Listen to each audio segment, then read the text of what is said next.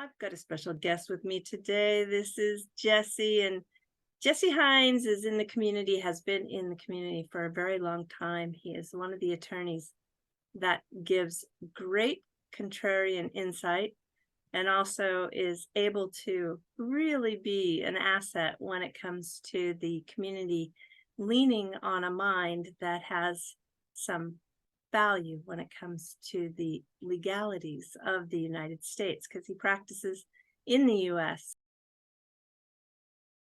You've got something going on. The reason why we are together is because you have launched something that is very unique and has a tremendous amount of opportunity to give other people an opportunity. And I really would love to give you a chance to explain to everybody what it is you're doing. Sure. Yeah. Thank you. And thanks for the introduction. The contrarian, uh, funny, but a lot of people feel that way. Yeah. So I'm starting and just launched a startup. It's called Seed Starter. It's technically called a funding portal, but what it really is an equity crowdfunding platform, which is really just a way that small businesses, whether they're startups, whether they've raised money before, just as long as they're not public and they haven't IPO'd, can raise money in a different way. You know, the traditional way in which a company might raise money would be a VC, a venture capitalist. You know, whether you know somebody or you're connected in some sort of way, and you raise money through the accredited investor, the rich individuals, who then have a good amount of say in your product, your platform, your company. Whereas an equity crowdfunding platform is meant to allow you to raise money from the world, the community as a whole, the regular people, the unaccredited investor. And the point of this is really to make sure that everybody has the same opportunity that are provided to the 1%, whether it's just the regular individual who wants to get into an early startup, the potential to get into a unicorn before they're public and all the money is made, or you're a company who just says, hey, I don't want to just raise with those VCs. I don't want to have, these rich 1% have control of my company. I'd rather go to the people, kind of like the idea behind blockchain, and have them fund my project. So when somebody takes a position, how are they doing it on this platform? Yeah, so there's the two parties on this side, and there's the issuer, the company that's looking to raise money, and then there's the investor, the regular people, whether they're accredited or unaccredited. So the issuer is a company. They'll come to me and they'll submit an application saying, hey, we want to raise funds, and they'll let me know what that is. So we allow them to raise under two different umbrellas of securities laws right now. The Reg CF is kind of the bread and butter of what this my platform will do. The companies that are looking to raise up to 5 million, it's a more simple filing and it's a more simple, updated process. So that company comes to my platform. They say, hey, look, this is our product. This is our project. This is our offering. This is the company. You kind of detail whether you've had sales or revenue to date, your employees, any investors you may have, basically all this information that would give the regular person the ability to make a decision as to whether or not they want to invest in you. And then the investor sees that and they look at that and they say, okay, well, I wanna invest in this company, or I don't. And that's kind of the interplay of company comes on, provides information, investor is allowed to look at it all and then make their determination about whether they're going to invest in that product. So as a platform, are you doing the preliminary due diligence on these companies to try, or is it free and open to anybody who wants to list? So ultimately, it's going to be free and open. There's always going to be a level of diligence, right? So I'm going to be doing things as simple as Google background checks, Google checks, additional background checks, to make sure that we're not dealing with individuals who are known scammers or who have engaged in fraud before. I do have a diligence requirement where I do actually have to get these founders information, do the KYC, the know your customer, and look into them. But it's very preliminary, and it's limited in terms of, make sure they haven't been previously engaged in fraudulent activities that they've been prosecuted for, right? You can't weed out every single individual who's been fraudulent before, because unfortunately a lot of people get away with that kind of stuff. But so doing that type of diligence. But other than that, it's going to be a platform where most companies can come, or most individuals who want to create a startup can come, and will be able to put their project on it for others to invest in. So if I choose to invest in a company that's listed on your platform, what are the rewards back to me? Is it an equity position? Is it a revenue share? How am I rewarded?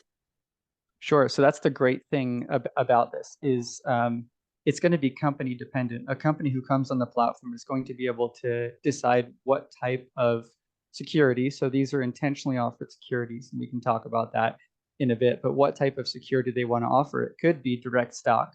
So you could become a stock owner in the company. It could be what's called a SAFE, which is, it's a future equity agreement where upon some event happening, you now have stock. What I'm really pushing for, I can't decide what issuers, what companies decide, sell or list on the issue on the platform. But what I'm most excited about is the idea of a revenue share and finding business models where revenue shares make sense, because it allows you to actually be a passive investor in a company and actually receive revenue based on how they do. Because, being a stock owner is great. But let's say you're a stock owner in a company that never goes public. You might not ever find liquidity. You might not ever be able to find a way to actually sell what you have. So you might be rich on paper, but be unable to do anything with that. But when you have a revenue share, if that company is successful, it doesn't matter whether public, private, doesn't matter whether they have any intention of taking investment on. It's if they're making money, you're making money as well. There's other type of debt instruments as well that are issued, but it's all different kinds of securities, and it's really going to be up to the company to state that. And you as a buyer will know exactly what they're offering, because it will be prevalent and present on the page. All the filings will be there, and it'll be basically in your face. So what happens if the idea sounded good on paper and it's put out as an opportunity for investment, but it doesn't reach its goal? In other words, this company says, well, we really need to have a minimum of $1 million to execute on our defined goals here, and it only can raise 500,000. So that it probably can't successfully complete its goals. Is it then removed from the platform and the money is given back to the initial investors? How does that work out? Yeah, that's a great question. And that's going to be an important one for companies that are going to be issuing on the platform to make that determination of, they're going to say, okay, these are my minimum funding goals. Let's say it's $100,000, or like you said, $500,000 or $1 million. Now you can raise up to 5 million if you go Reg CF, but let's say you say, okay, I'm shooting for 5 million, but I'm okay with 250,000 or more, and this is why. You kind of list that out. If you don't meet that 250,000, and you can set a time period, it could be a 1 week that you have to get there. It could be a month. It's really up to you. Then everybody who's invested will get their money back, and not minus any fees. You get exactly what you put into it. So, it's not great. Obviously, you want these companies to be successful, and you want them to meet their fundraising goals. But if they have a failed offering, they don't meet the amount, the bare minimum, then yeah, everybody just gets their money back. Are you looking for a specific type of investment to come to the platform? Are you going to focus? Are you focusing on blockchain companies, or are you focusing on anything and everything that makes sense? Yeah, well, I mean, I'm a avid blockchain advocate, right?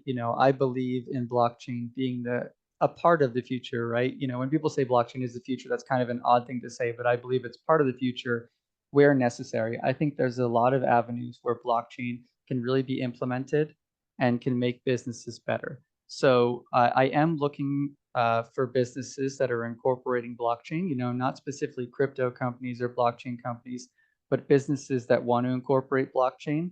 And I think that's extremely exciting. The kinds of things you can do with blockchain, having securities issued on blockchain, having security tokens and all that. But I'm not saying no to any company can come and raise. Whether it's just a regular startup, it could be a mom and pop shop, where I don't know, they run a laundromat, and for whatever reason, people think, hey, I can make money off of this laundromat. Now, I'm not saying that's a good example, but it's a possibility. But so that there isn't really, the one primary focus. The primary focus is startup companies. I want as many startup companies to come to the platform, but I am probably going to be doing a lot of my marketing and a lot of my targeted, focus issuers, in the blockchain space or in spaces where blockchain can really change how things are done. So an example would be like the music industry. I really do think that royalties are an important facet of what musicians and artists can offer. And I really do think that blockchain is a great way to issue royalties in terms of it's just easily traceable.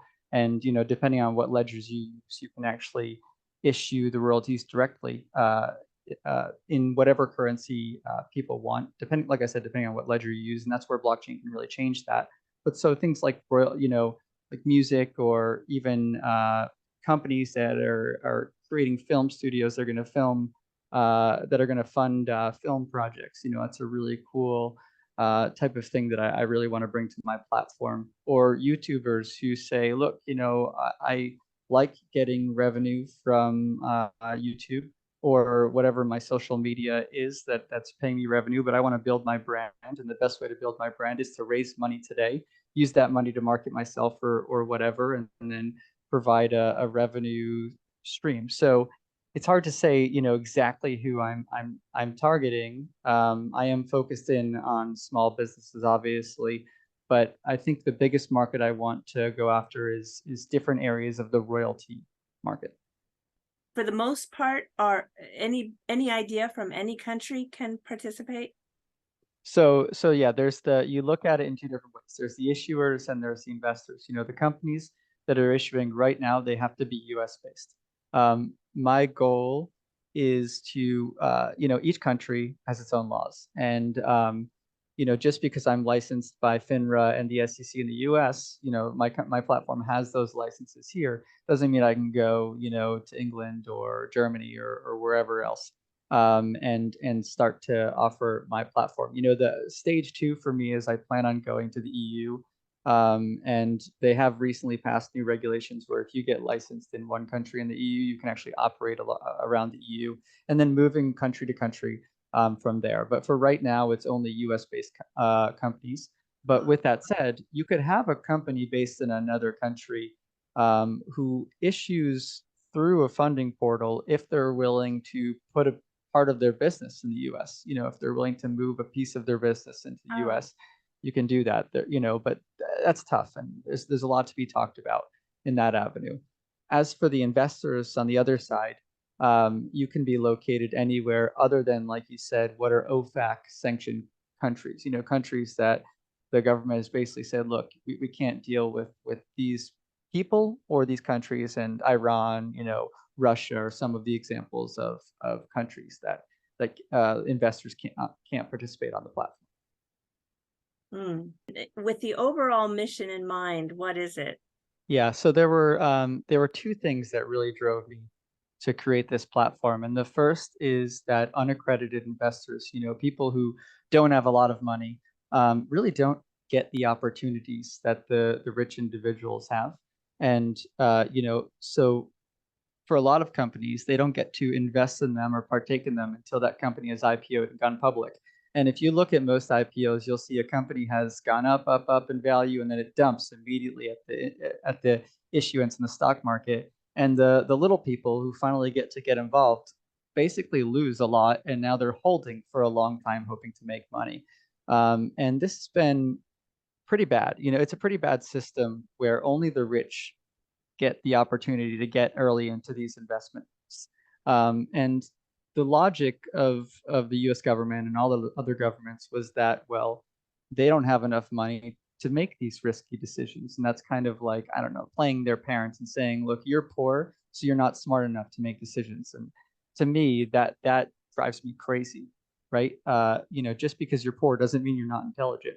And giving people these opportunities that they're just traditionally not given to actually change their life, and make smart decisions, right? But the second thing that's really driven me to this area is, I've been in the blockchain space. I work for blockchain companies and with blockchain companies. And what I've seen a lot of is blockchain is changing the way that we do everything. And one of the biggest things that it changed is that it gave companies an opportunity to fundraise, to raise money for their company outside of the traditional VC route. And that's exciting, right? They've sold tokens, they've sold NFTs and things like that. And, in a perfect world, we should be able to just call it there and say, okay, this is great. We're giving the unaccredited investors a new way into investing in these companies. The problem is that a lot of these companies have actually taken advantage of these people, through their own greed, and have sold, whether it's NFTs or tokens, with no actual intention of fulfilling their promises, with no actual intention of doing good for those people. Because realistically speaking, they sold you these things without, any kind of legal guarantees or any kind of regulatory body supporting you as that investor.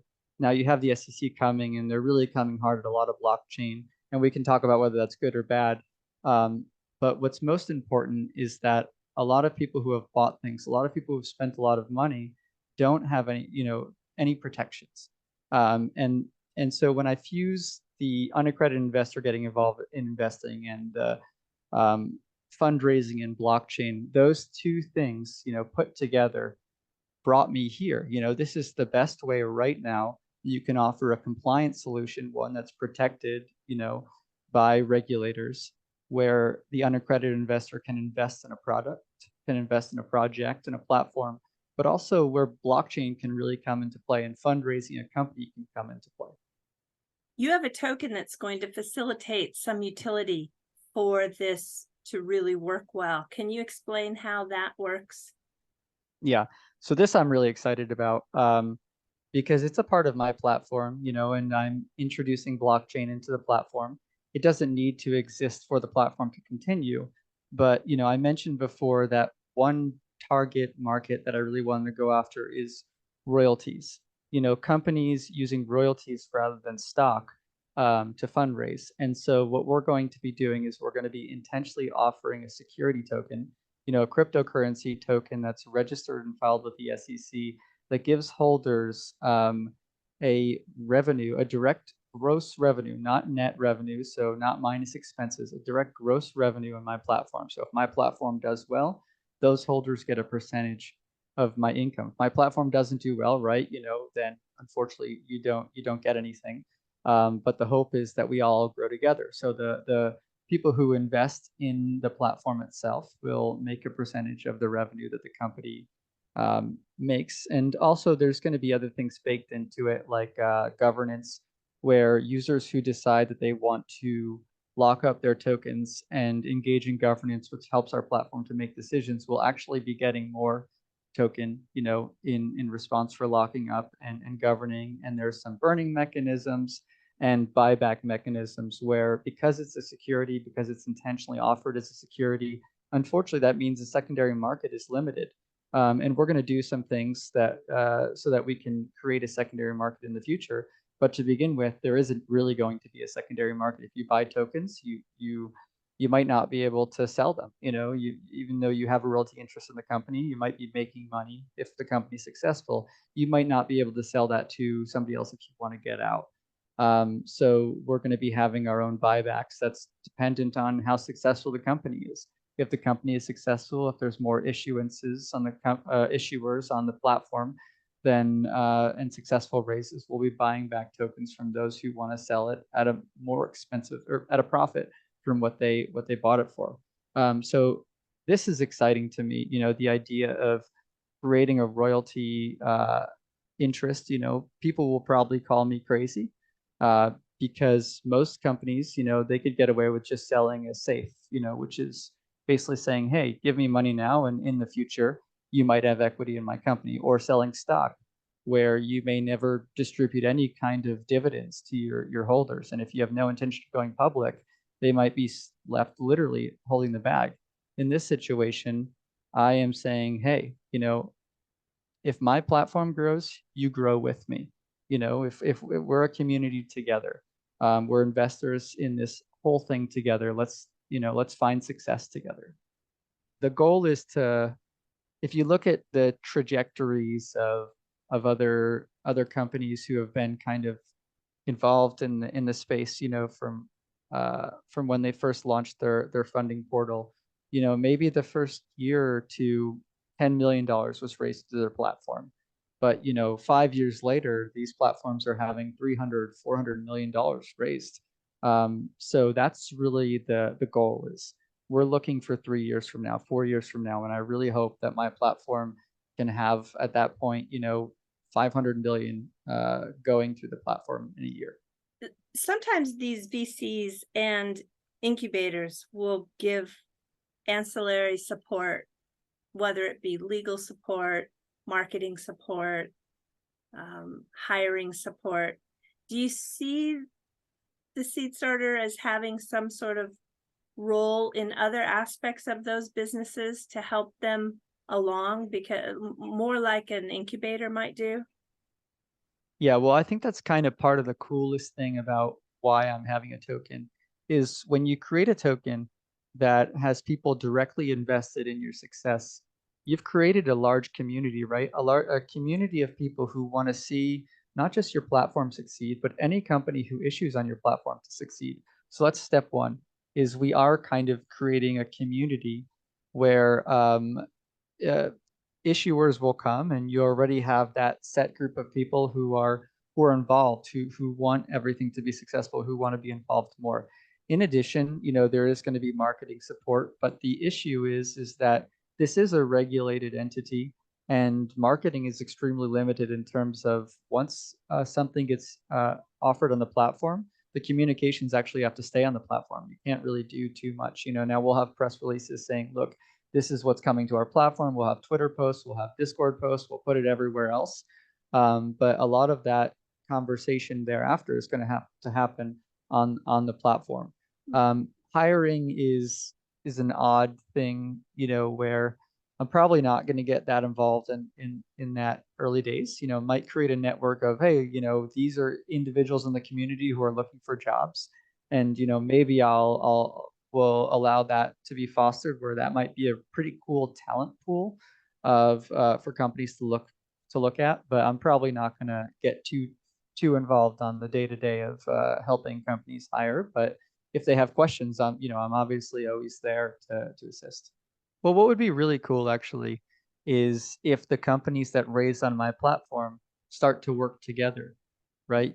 They're all partners in a common goal at the end of the day.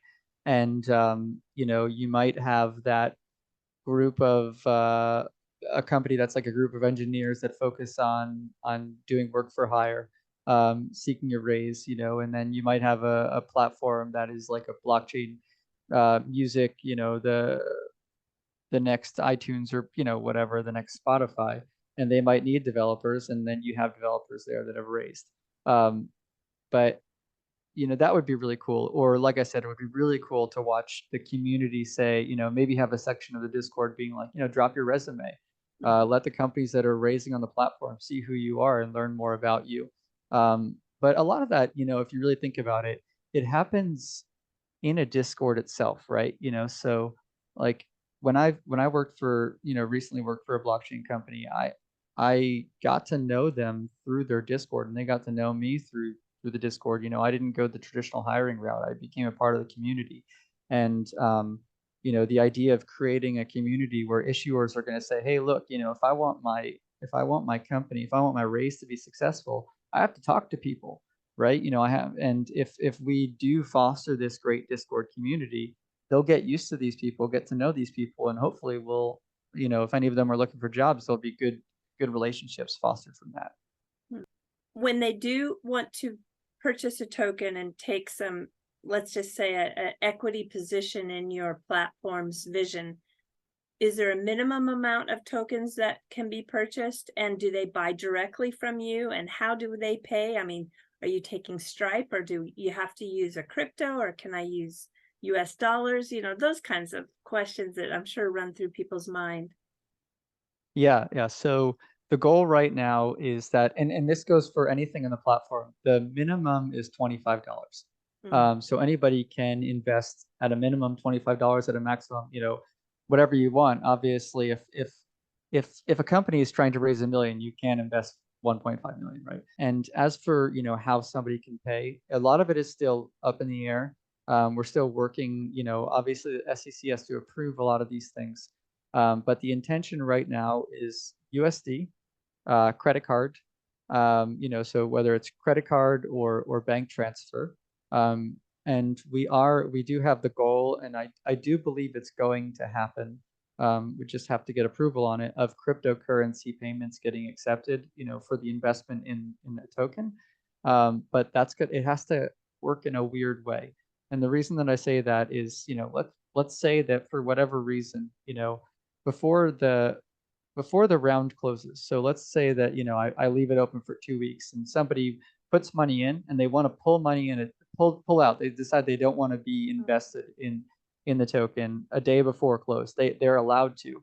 Now, if you invested in Bitcoin, Bitcoin fluctuates a lot more than USD does, right? Um, and and you don't have many banks or any banks that really want to custody things like Bitcoin, but they will custody USD. So what we have to do in that situation is we put a payment provider on the front end that takes whatever you want to send, whether it's XRP, Bitcoin, Ethereum, and it auto converts it to USD right away. So my platform gets the USD, it holds on to the USD into the close. If you decide you don't want to be invested anymore, unfortunately, the only thing we can do is give you back that same amount of USD. You're not going to get the Bitcoin that you gave back, the Ethereum, the XRP, whatever. It's going to be the same value of USD that you gave us. So that's the only intricacy that happens with cryptocurrency. Is there a way that after a year I decide that I don't want to participate anymore? Is there a way to find liquidity for that token that I bought a year later? Yeah, so I mean, this happens with all kind of startup investing, right? Like if you get involved in a company early and you buy stock, so let's expand it past just the token that we have going for the platform. If you buy stock, there might not be a market for it, and that's the issue.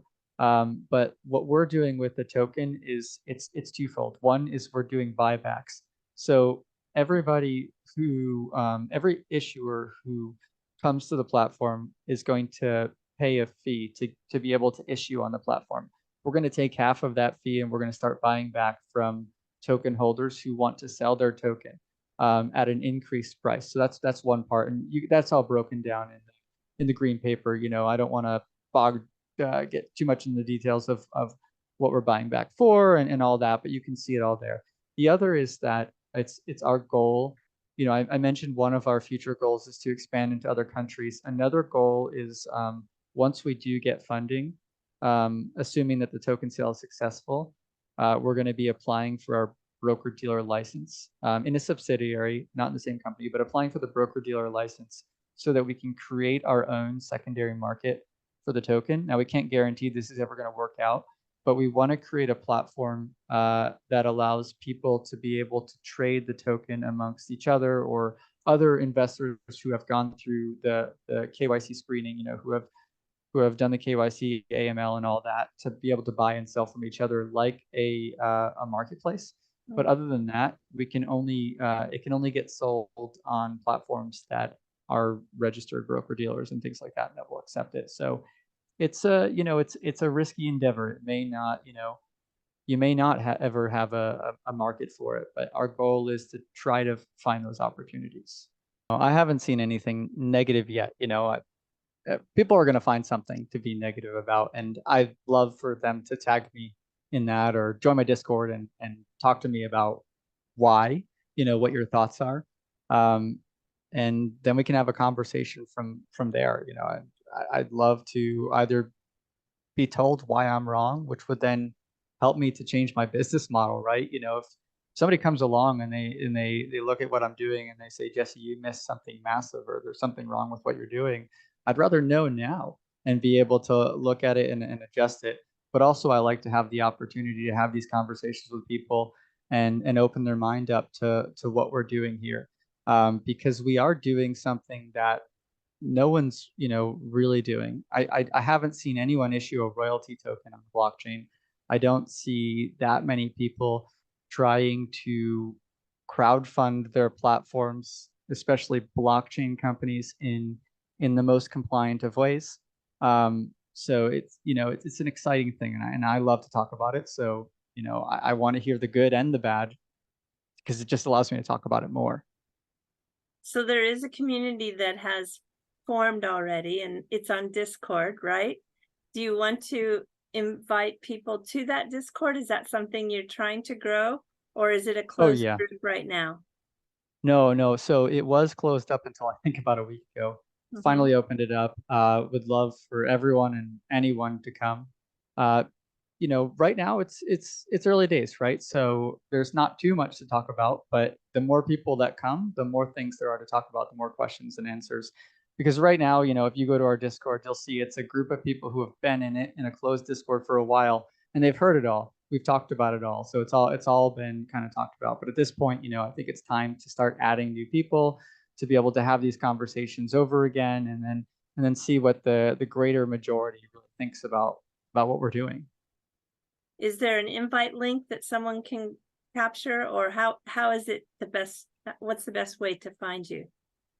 Sure. Yeah, I'll give you. I can give you the invite link at the end of this, and you can add it to the video if you're interested. Mhm. Otherwise, we can link the company Twitter, which is at Join Seed Starter. Um, under that, there's the Discord link, I believe, in the bio. If not, I'll make sure to add it to it. But yeah, you can find it all over our Twitter, and basically every post that we make, there's an invite link to the Discord. Great. So it looks like August or September things will start to get very active. Yeah. Well, I'm hoping that the goal is to launch a couple of companies that want to go and fundraise, on the platform, maybe in June. And I'm really excited. I wish I could talk about the companies I've been talking to. But there's some really cool things that are coming. So I think that's going to cause maybe a little bit of chatter and a little bit of conversation. But as for like the getting involved, getting invested in the platform itself, yeah, we're looking maybe August or September. It's really going to depend on the SEC. Do you still have room on your plate for people to talk to you if they have an idea that they think will fit well on your platform? Oh yeah, are you yeah, okay? Is people can contact you? yeah. Please do. Whether it's on Twitter, whether you come to the Discord, or if you're a company, and you're thinking about, or a person who wants to create a company or a brand or something like that. Even our webpage at www.myseedstarter.com has like a raise capital section, and it's just a contact form where you fill it out and you can put some information there. So whether you contact me on Discord, whether it's on Twitter, or you go through that form, and we go through email, you can find me on LinkedIn as well. But I love talking about this. So I would love to hear what people have to say, or what their ideas are, or what they think, I should focus on that I might be missing, because that's cool to hear. You're not lacking an amount of people who want to be invested in startups, because more than 90% of those in the space are not accredited. So you've got a huge audience that I think is going to be so thrilled you're there. Yeah. Well, and I think it's the future, right? I think it's just so much untapped potential in regular people, and just non-accredited investors, the vast majority of where a vast majority of the people in the world, right, who just want to get involved and want to do things. And you see that with crypto and blockchain. That's what I love so much about blockchain, is you have this space where all these people who were traditionally blocked out from opportunity are involved and learning together and form these amazing communities. And these communities are building companies for companies, right? Companies don't even need to market as much as they used to, because now they have communities that are just marketing for free for them. And so this opportunity, bringing in the regular normal person into into the investing world and into the building world is exciting, and I can't wait to see kind of where we'll be 10 years from now. Yeah, well, I mean, what I like to imagine is, imagine you're a company and you want to raise $1 million in funding, and you find one VC who's willing to give you that million. Great, you have the funding, right? Let's say, on the other hand, you could get 5,000 people who together will give you the same million. Mm. You now have 5,000 people who are dedicated to your brand, who are dedicated to your company, who are invested in your success. They want to see you succeed. So that's 5,000 free people out there marketing you versus one VC. You've created this world, you've created this community of people who want to see you succeed so they can succeed with you. And that's the power of the, getting the regular individuals involved in this, the non, 1%. They are the people who buy your products often, the people who use your services, and they are the people who go out on the streets and walk their dog and talk to other people, and to see this person in the park and spread your message, and that's where businesses can really be made. Yeah, when you think of it in those terms, why would you ever take capital from one individual when you can take capital from 5,000 and have 5,000 people around the world promoting your product? Just not comparable. Yeah, I like to picture, I mean, there's a reason to go with a VC, right? Like they might have great connections. If you look at like Shark Tank, somebody's going to want, you go on Shark Tank, you might want to have Mr. Wonderful invest in you because he knows all these people, or, he knows the right suppliers in this industry. But, imagine Shark Tank where instead of, uh, where the companies come in and instead of they're pitching to the four people sitting in chairs, they're pitching to the world, and you can sit there on your phone and invest in the companies that come right in front of you on TV. That's what it is, and that's cool because Mm, it's the free marketing to the world, but also now everyone else can get involved. I like this business model a lot, Jesse, very much. I'm Thank you. glad you did it. I'm excited about it. I really am. When I first thought of it, I just like, why am I not doing this? Why is, there are companies that are doing it right now, and a few that are very successful in it, but I was very confused as to why it's just not bigger at this point. And part of me is that, the companies that are doing it well, they really have gotten the market, of early startups, but there's nobody who's really been able to merge what makes blockchain different, um, with crowdfunding. There's nobody who's really thought about the idea of, well, how do I get involved in metaverses, or how do I get involved in just blockchain associations that are looking for others. First you have this metaverse, right, and you want others to come to your metaverse, and the best way to do that is to have others build on your metaverse. And that's the same thing where you've created your own L1 blockchain and you want others to build on your L1 blockchain. And that's how you get users, right? The more utility, the more use cases. And no company has figured out how to help get all those builders funded, right? A lot of platforms are self-funding all their builders, and they only have so much for grants. But you put a platform like Seedstarter, you put an equity crowdfunding platform in the middle, and you now have the L1 or the initial company, the metaverse operating, and then funding everybody who wants to operate therein, or getting funding for those companies, which then builds utility, builds use cases, which then builds the user base. Yeah. And that's nobody's found out how to do that, or nobody's even trying to do that. And that's where I'm really focusing a lot of my effort at getting myself in those positions, or getting my platform, not really myself, getting the platform in those positions to um, help those one companies that are building that one project that want others to build on top of them to get funding.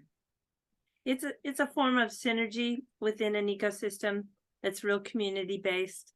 Yeah. And this blockchain space has all those elements. So I think Yeah. that's why it's going to be very successful. Well, I hope so.